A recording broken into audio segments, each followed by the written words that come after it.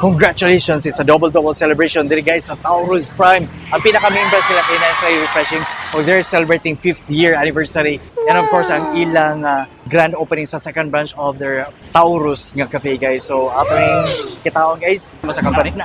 My name is John Lee Poblador. I'm the operations manager of Taurus Prime. Alright, so sir, nakita gina mo, no, grabe gid ka-progressive ang inyong Taurus Prime nga company, no? And so far 5 or 6 branches na so far. Currently, we are at Mandaue branch, Consolacion, Lapu-Lapu, and our newly opened Minglanilla branch. Sa among Cebu City branch, which is the 5th branch on tato siya. Since nag-close pa man siya karon kay nangita pa mi og other places na kabaginan. So, currently, namin 4 operating branches. 4 operating. Sir, kanang, were you expecting ang growth yung company na nagkanang branches? Taurus Prime is mainly passion.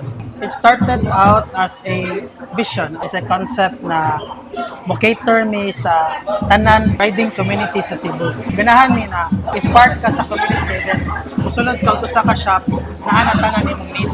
So we considered it as a one-stop shop for motorcycle gears, accessories, and also services. Ang question namin is, expected ba siya ang growth niya? Actually, yes.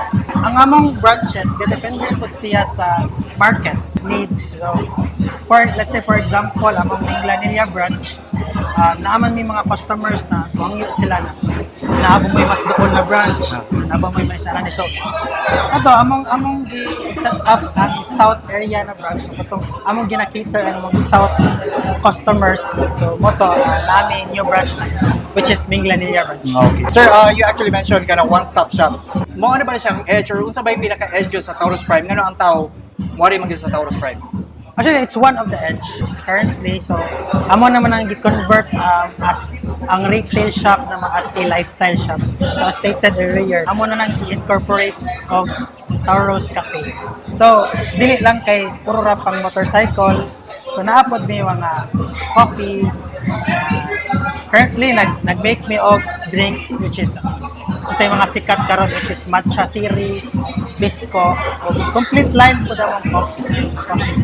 So, that's one of our advantage. And actually, ang one-stop shop alone is an advantage na kay when you say Cebu, I think camera ang nani na concept. Alright, so guys, excited kayo mga tao din, especially sa wapang kasuway diri, panuway na mo diri. Okay, so, sir, please to invite atong mga viewers yung wari diri sa Taurus Prime.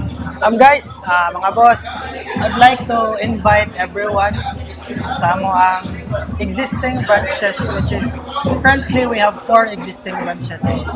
Main branch, which is here, Mandaue AS Fortuna, narin siya dapit sa Jason Thermal. So if mag-pin mo, pwede ra sa Northeast Clubhouse or Jason Thermal. Kita na gid kayo siya, medyo dapit-dapit dito yung area. So if you want, if Tagalapu-Lapu, manaasad ni sa Paho.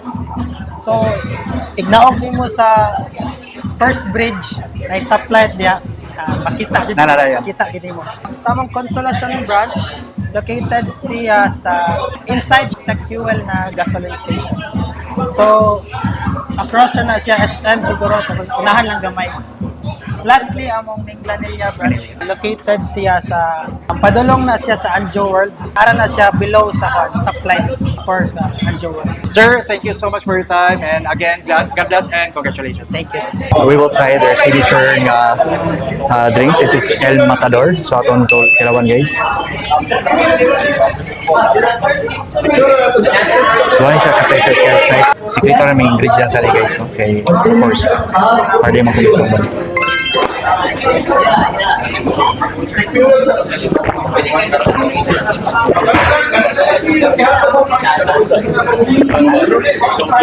Perfect. Nasa coffee, no? Ang young taste. Yung may pagka-creamy gamay. Perfect din sa mga coffee lovers guys, no? So ayun na rin na address Taurus. Currently, ang main branch nila guys is open from 9 in the morning until 7 in the evening, you know? So for any inquiries, pwede you mo ari diri. That's a good thing about here sa Taurus Prime is because one-stop shop man siya. So na siya Taurus Cafe, kung wherein magpaabot mo sa inyong maybe na may paliton, bak giuhaw mo, maka-order gid kay mo diri sa likod, no? And also na po sa repair shop, and soon you're going to open ang ilang barber shop, no? So, congratulations kay very 5 years but 5 branches or more pa in the next coming months or years. So, and they're also planning to open Ponpon, Matagibao, Leyte and Bohol. So, aras na, and I can follow their social media accounts. Na-pro na din sila.